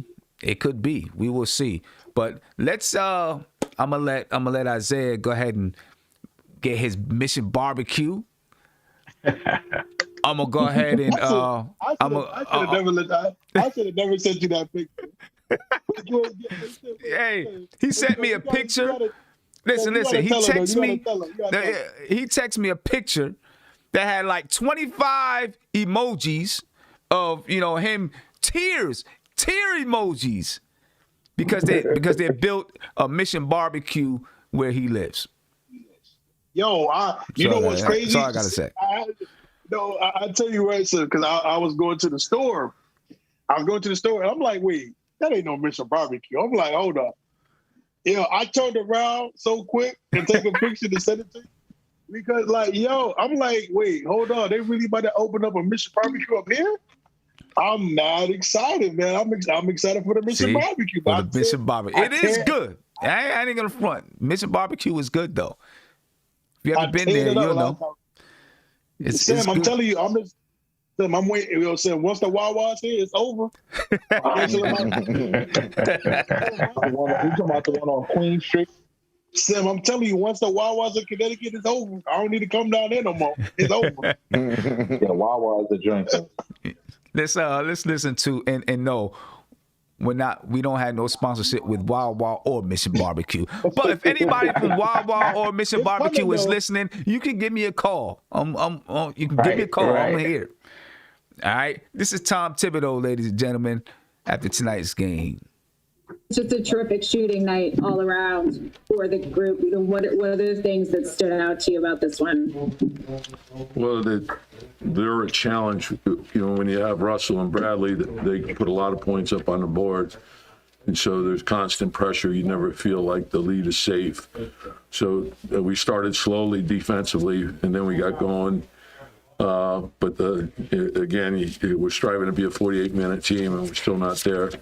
I thought Elfrid gave us some good minutes to coming back, so that was a big plus. Julius, was terrific in setting the tone for us, but I thought Reggie was terrific with his defense, and that part of it was good. But again, playing for 48 minutes is something we got to continue to work towards. Ian Begley. Tom, it seemed like you were a little upset with the way things led up a little bit and midway through the fourth, and then Julius came back in for Obi. Was that your thinking? Just you felt that the guys were letting up a little bit, and you wanted Randall back in there? Yeah, well, you see it all the time with the way teams shoot threes and the way that team scores. You can't mess around with the game, and so. You have to play, and we need to work on finishing. So hold on, let me lock it. Mark Berman. Hey Tom, did you think Julius was trying to make an extra statement tonight after what happened a couple of days ago in the NBA? Sort of. No, I think I think the statement was that the win was the most important thing, and he's done that a number of times for us. To bounce back after a tough loss. The way in which we lost the game. But that's what leaders do. And again, thought RJ got downhill and he's playing at a high level, but those are our leaders and the vets. We look at Reggie and Alec and what they're doing. Elfrid playing, giving us the 20 minutes that he gave us. That was a good sign. And, I thought Frank gave us good minutes as well. So, Mitch was real active. I think he's shaking some of that rust off. Nerlens was real solid, so we need everyone. And it's a good, solid win, but we know, that we got 2 days and we play them again, so we have to be ready. Steve Popper. I know he's done this. You've talked about it before, the shooting from Julius, but when you see 7 3-pointers today, to 3 in a row in the third. Does anything he does surprise you anymore? No, I said like the thing about when I came in the summer and I saw the condition that he was in, and I think his whole game, like he's in great shape, so you start there. That's usually the first step. But then adding the 3-point shot to his game, he already had all the other stuff, off the dribble, the post up, and then adding that 3. Really changed things, not only for him, but for our team. I think having a stretch forward is a necessity in today's game. And, he's shooting it with a lot of confidence. He puts a lot of work into it. He's a fantastic worker. And then when you add in the playmaking now, he's doing a terrific job with that. So we can play through him in a lot of different ways, in the high post, in the low post. And I think those are the toughest place to stop because it's more read and react. And then you're using his skill level to take advantage of whatever schematic things you're facing. Mike Brokenau. Tom, with Julius's threes, last year he was a 28% 3-point shooter on 3.5 threes a game. Now he's a 42% shooter on 4.5. Have you seen anyone kind of undergo that kind of transformation in the course of one off season before? You've seen like players improve, and I think the shooting piece, if guys are diligent, that they usually improve one level, so you can go from maybe a below average to average. You can go from average to above average. I don't know if you can become great, and he's borderline on that now. But you could see, I thought the way the ball was coming off his hand was a lot different. The spin on the ball, the arc, I think all those things, and then his confidence. And I think the confidence has come from all the time. The one great benefit of what happened with not being in the bubble was he was able to spend a lot of time individually in the gym, and he did. And so he made maximum use of his time, and I think that's where he's really grooved his shot. And it's he continues to put a lot of work in. He's in every night shooting. So and it's a great example for our young guys. You talking about a guy who's been in the league for a while, continues to improve, and that's what you want all your players doing. Jeff Bondi. Hey Tom, I was just curious. With Obi struggling, has there been any thought to giving somebody else the backup 4 minutes, whether it's Kevin Knox or something like that? No, we'll see how it goes. It's not unusual rookies to go through things like this, and we just want him to continue to work. He's been real good in practice. He's actually played very well in practice. So he just has to continue to work. He'll learn. He'll grow. He'll get better. Mike Vaccaro. Tom, because you guys play so many games that go down in the final minute, it seems, is there a conflict for you at all in games like this where you have that big lead, where obviously, you talk about wanting to, kind of get used to playing for 48 minutes, but is there ever a temptation or conflict that you might want to try and steal a game where, even if Julius doesn't play in the fourth quarter, is that just, you're not concerned about that part of it at this point? Mike, when you said steal a game, I thought you were talking about winning a game. It's still some extra rest for you players. No, you think of so many close games. Yeah, and you want to learn. And like my thing is, every game is gonna teach you things. It's gonna show you the things that you're doing well, the things you're not doing as well as you would like, and it's gonna point out all the things that you have to work on and improve upon. And again, what we're doing every day is to try to concentrate on improvement, so that we're playing our best at the end. And so you need everyone to buy into that. You need everyone to buy into giving everything they have every day, sacrificing for the team, put the team first, and then you get better little by little. And then when you look back, you've made a quantum leap. And so that's what we're striving towards. And so there's so many different aspects of it: how you start a game, how you close quarters, how you finish games. And I think the big thing is not to skip over steps. Everything matters.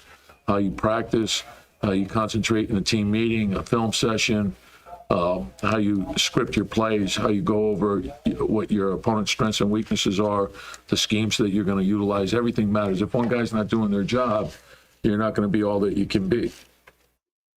And there we go, ladies and gentlemen. I always love the way Tom Thibodeau breaks things down. He does a good job breaking it down and just telling you what it is. And I really do like listening to Tom Thibodeau.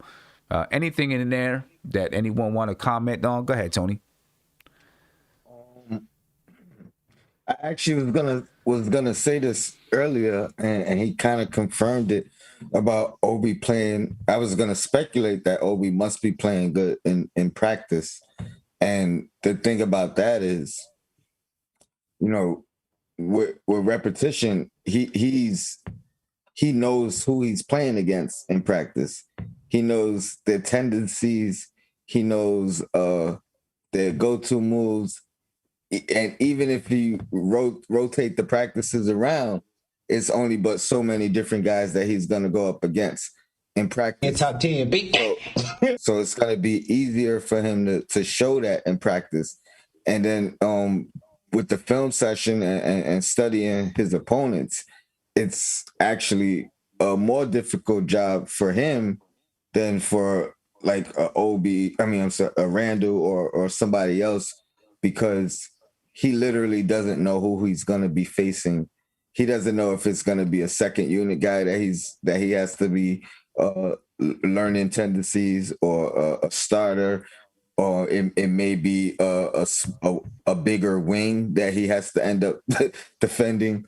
So, and this is why I said, a few months ago that I didn't think his year was going to be this bad, but I really do believe, and Kareem said it earlier, I think next year he's going to have a real good year. I think he's just that kind of guy that it takes him a year to figure everything out and then and pick things slowly and then pick up on things slowly and then work them through.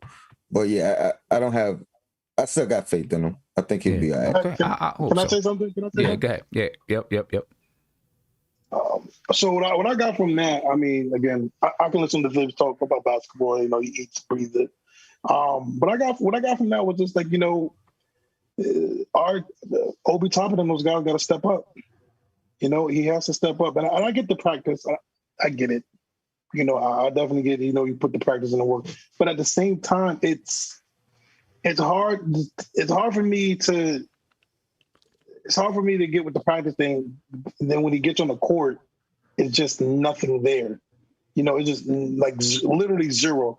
And it's tough for me. It's tough for me to listen to this justify that because listen, at least if you put Kevin Knox out there, you can get a better defense, and you can get those open. You can get those corner threes. And I trust Kevin Knox at least with the corner threes. I don't trust Obi with nothing right now. Again, this goes back to when you got a guy like Randall playing 38 minutes a night.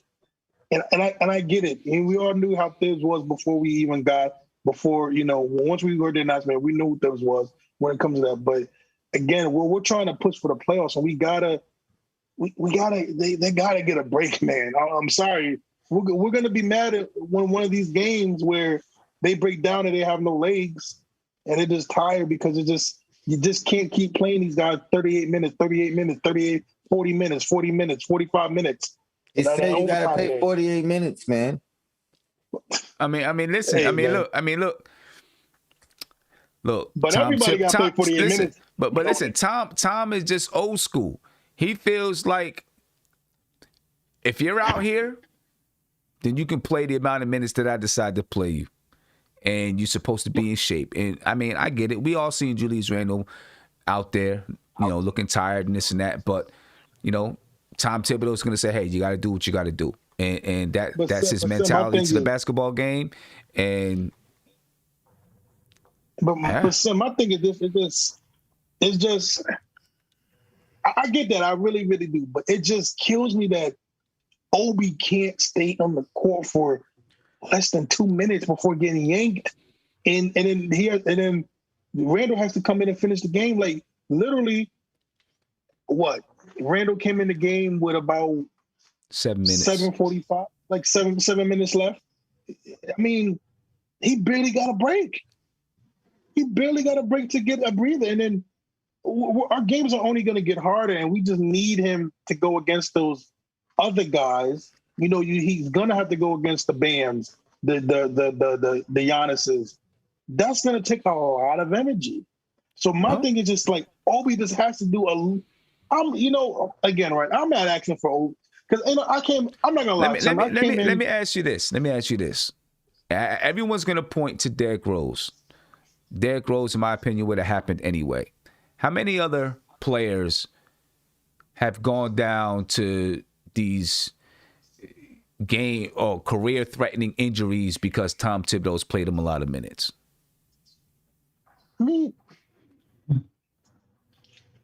Nobody. I mean, maybe Joakim Noah probably.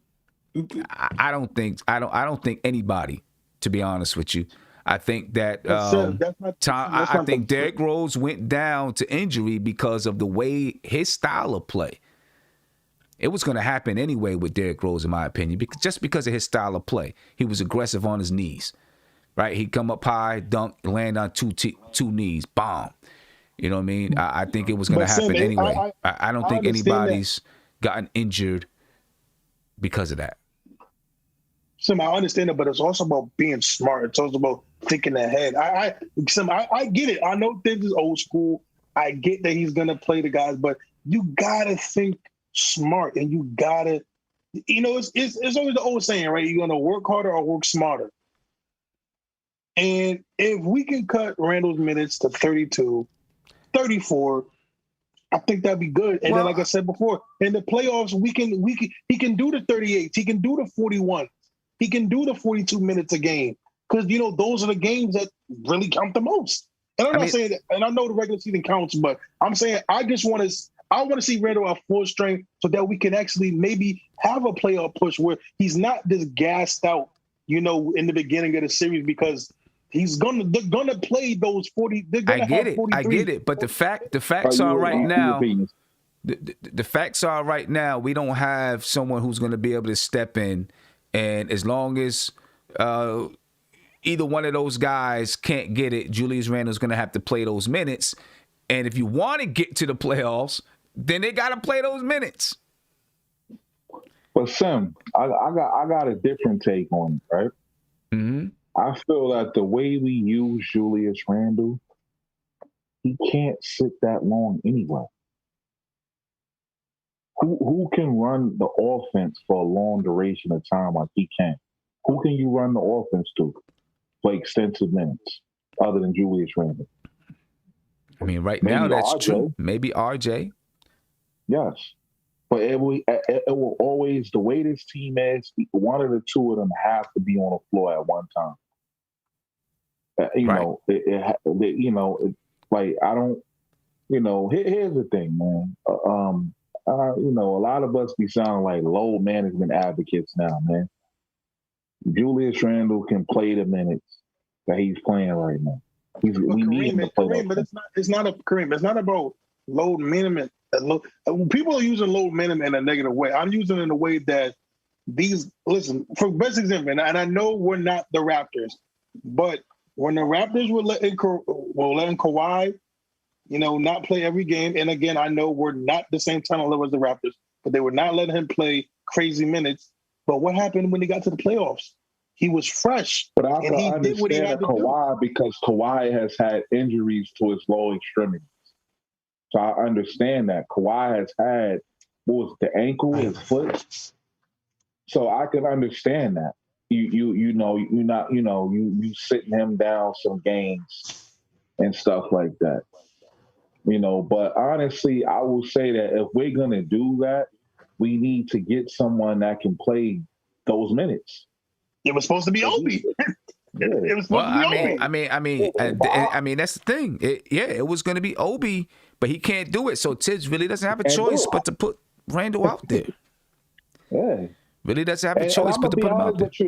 I understand what Isaiah's saying because, even tonight, because I was thinking, I remember we was talking about Julius Randle getting mad at the refs. Uh-huh. I honestly believe that the anger comes from him being exhausted. He looks exhausted. That's part of it. Yeah, that's part of it. Because he even got irritated tonight, and we were blowing him out.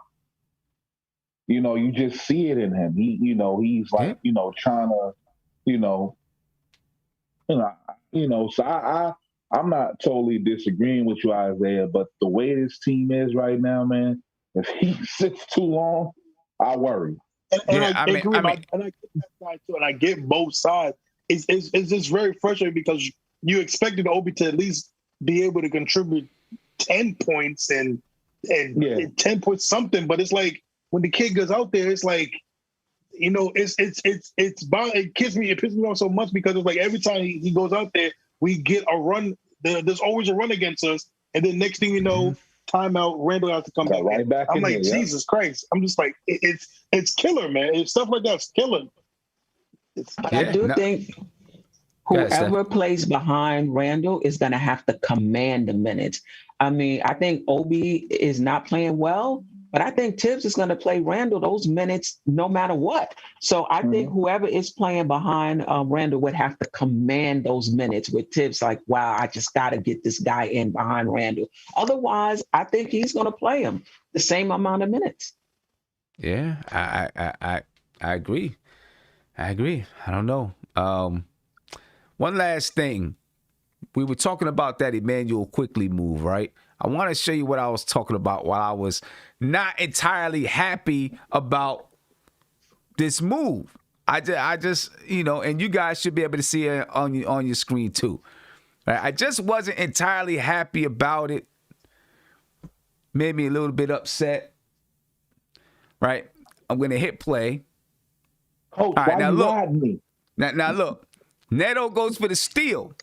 Now look at the lane that Quickly has, but he stops.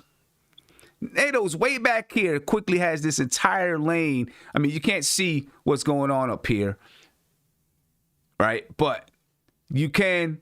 Now, you see he held up for him and then decided, I'm going to go, right? And he kind of gets lucky that he got that, all right? But he had the entire lane beforehand, and that's where I was like, I do it one more time. Big SVN right top 10, big. And, of course, he pulled it back and did that. But he had that entire lane. That's why I was screaming, go, go, go, go, go, go, go, go, go, go, go. I was screaming for him to go, and then he stopped. But the reason why I pulled that up, because, that's kind of something common that Quickly does. He gets a lane past somebody, and then he waits looking for that contact. It worked out for him this time, and he got a nice highlight out of it. But it's not always going to happen that way. Hey, what? Anyway, somebody said something. A successful 3 for Emmanuel Quickly. So I guess it works out the best because he got the 3, but it's also a learning moment. Someone can point it out like, hey, you had the lane. So. Hey, Sam, someone did say something in the comment that didn't make sense. Bobby Portis would actually kind of be perfect right now for the team. Mm-hmm. Bobby Portis would have been perfect for the team. Yeah, well, too many power forwards. Too many power forwards. Yeah, exactly. We had like 80. Remember that joke? Too many power forwards. I don't want to hear remember that joke. I don't even want to hear that. Because at the beginning of this season, you were one of the people who was like, last year we had too many power forwards. This year we got too many guards. I don't think that was me. Oh, yes, you did say that. I remember specifically where you were saying, we got too many power forwards last year. Well, you know what? He'd be a power forward. 1.5. We got 1.5 power forward though. But Sim, let me go back to what you said about Quickly, because I seen something that someone wrote in the chat. It's going so fast. They were saying that he's Camilo Scarpone. He was saying that he might be afraid that his shot is going to get blocked. I think it's that, and I think that with that, the beginning of the season injury, he don't want to bang up against nobody. Yeah, that could be a point. I forgot about that. But that could be a point that he don't want to bang up against nobody. He's really small. Yeah. He's like, that hurt. Right. He's like, listen, man, I don't want no smoke with that no more. Yeah. Shout out to Will H. Official again. Thank you for the super chat. He said this is Obi's red shirt year. He'll be just fine like his red shirt year in college. You know what? I'm going to say this. I'm going to say this about that. When you have a red shirt year, you don't play in games when you have a red shirt year. Right? You might practice, maybe you scrimmage or whatever, but you don't play in games. Instead, you sit, you learn how, you lift weights, you build your body. You do those type of things, okay? Everything is focused on whatever weakness stopped you from being able to play that year. That could be academics. It could be anything, right? It could be some of your play. I mean, you can say it's his red shirt year because he's not performing. I don't buy into it because when you think about what a red shirt year is, a red shirt year is fully focused on developing in your area of weakness. That's part of the reason why you don't play on the floor, right? You don't play in games because they want you to focus on a specific area, which could be academics or it could be something personal. You know, and it allows you to be there with the team still and work on that thing that's personal without worrying about the basketball game or the pressure of being on the court or those type of things. Right now, they're throwing him out there to play, right? And when you're during the season, you don't have a lot of time for development because you don't get a lot of practice time. It's you get some practice time when you get days off. You also get some shoot arounds and stuff like that. You don't get much practice time. If this was a redshirt year, I could understand you calling a redshirt year if he was in the G League playing for this season. That's a redshirt year, right? Because now it's all about development and working on that. Right now, I don't know how much development he can really get in season because they're in the midst of a battle. Redshirt year is all about development. You know, if he was in the G League, that would be development for him. And a redshirt year, I would get it. So I don't know if it's exactly a redshirt year for him because I don't think he's going to learn that much. I mean, he's going to learn a lot, but he's not going to learn a lot about his game and develop his game until we hit that off season. Then he'll learn and develop his game. Maybe it should be a redshirt year. Yeah, it should. It should be a redshirt year for him if we had the G League. Yeah. Hey, Sam. Yeah. You just had one of your first Isaiah moments. Wow, what was that? What was that? The red shirt season, because it wasn't a red shirt season. Because if it was a red shirt season, the red shirt season. Right. Hold on, Kareem. I'll probably see you right now. What we not about to start doing is call stuff Isaiah moments. What we not about to start doing. We ain't going to start doing that. He already did it, so I don't know what you're talking about. He already did it. Anyway, we'll get some last words, man. And tomorrow I'll be out with a shoot around. We'll do some more updates on trade rumors and stuff. I was going to talk about some tonight, but we got into some other things, so that's cool. So tomorrow we'll do some more updates on trade rumors. So make sure you check us out tomorrow for the shoot around. But some last words, Tony. I'll start with you. As always, man, shout out to the chat. Shout out to the panel. Sim, keep doing your thing. Your blackest time. I got a Knicks and Bruises coming tomorrow, so check for that. Okay, no doubt. Definitely. Steph? Yeah, I mean, it's always fun to get together with you guys. I'm talking Knicks. Shout out to you, Sim, the panel, the chat. I'm looking forward to what the Knicks do. I do hope they upgrade. Like I said earlier, I'm okay trading a little bit of chemistry for a little bit anyway, for a player that's going to upgrade this roster. I don't even have to say Knicks be smart. This front office is going to be smart. So just looking forward to what happens over the next few days. And if nothing happens, I'm good too. All right. Yeah, no doubt. Divine? Yeah, man. I salute to the panel, the chat, man. A great show. You know what, man? What I'm looking forward to in the next couple of games is that this probably be the first time all year we got our whole team here going into the second half of the season. We healthy, you know what I mean? We got everybody, you know, just other than Austin Rivers. Nothing don't happen tomorrow. Somebody get hurt in the next couple of days. But if not, you know, we finally healthy, man. You know, we got all our soldiers here, you know what I mean? And so, you know, we can ready to go to war. But you know what? And even real quick on the Obi thing, we don't want to get up top. But you know what, man? I think, you know, it's a double-edged sword with that guy right now because you don't want to break his psyche. But at the same time, if we getting tight into that playoff race, I would not have a problem letting Todd Gibson be the backup power forward. You know what I mean? Yeah. I really think that, I think him and Nerlens Noel, because, you know, we do got a short, our guards are real small. You know what I mean? You talk about quickly Derrick Rose and Alex Burks, you know, I mean, them some short cats. But I love to see Todd Gibson come in there, him and Nerlens Noel hold that middle down, man. And I think that's where we might go, but we healthy, man. That's a good thing. So I think hopefully we get this game the next couple of days, and I'm going to the trade deadline. You know, coming out there, you know, like Steph said, we upgrade, get a little bit more talent, 1 piece, 2 piece. But I do like where we at though as a team. I really like where we at, man. We playing some good basketball. Even the losses that we played against Brooklyn and all them, man, we would fight, man. I love to see that grittiness. So I hopefully we be good, man. But good show tonight, and salute to everybody out there, man. Peace out. All right, appreciate it. Isaiah. Oh yeah, man. Let's get this W Thursday. Trade deadline's coming, so we're gonna see. I like Obi, good kid, but we're gonna definitely see how that goes. We'll Gotta do what we gotta do. Two side notes, Sim. Two side notes.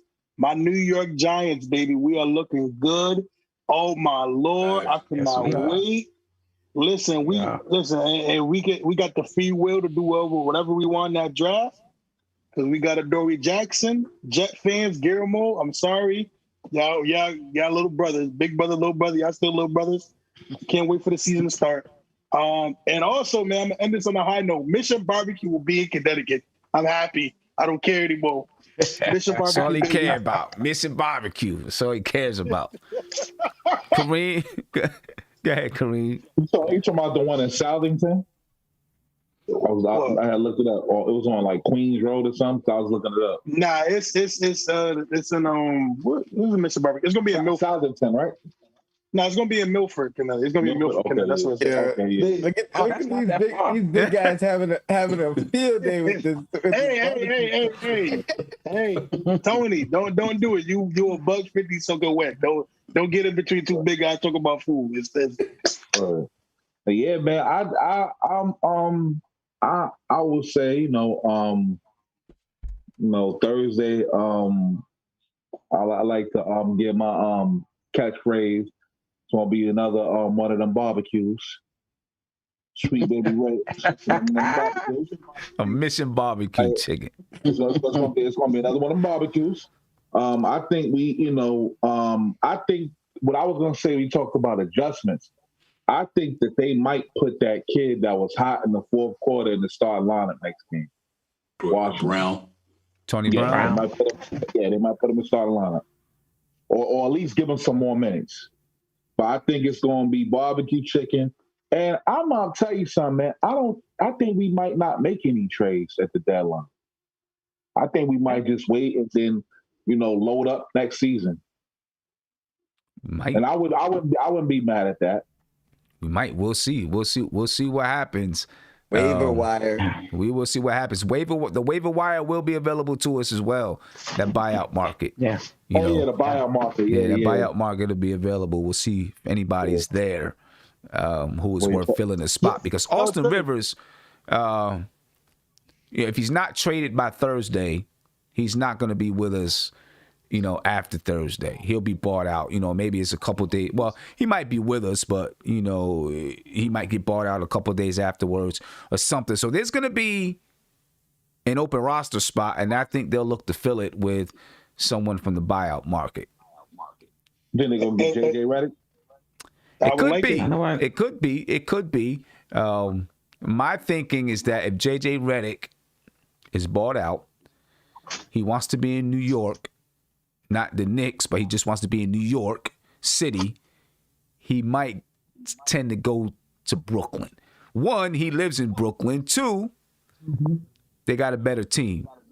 You know what I mean? And so there's not going to be that much responsibility on him. So I don't know. He has spoken highly of us. Say that, Tony? He has spoken highly of us this season. Right. I heard, real quick, I heard that it's a few players they talking about buyouts, and I'm surprised.